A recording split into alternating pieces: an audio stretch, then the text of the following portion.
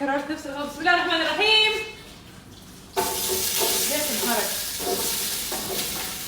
شو عارفه سويت؟ غسلت القدر وحطيت عليه زيت ومسحت القدر من المويه. ما شاء الله عليك يا ست البيت. اي والله صار ينطرش المويه، قاعده هنا تسوي انفجارات.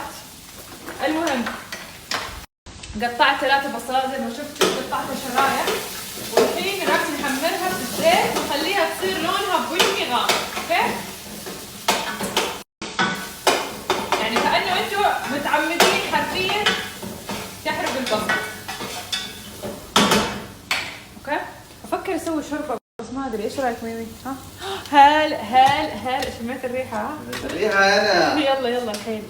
الله يعافيك. ايش رايك؟ مشوار واخد فادي معايا. ما شاء الله. فادي. شكله راح بهاي السيارات متأكدة.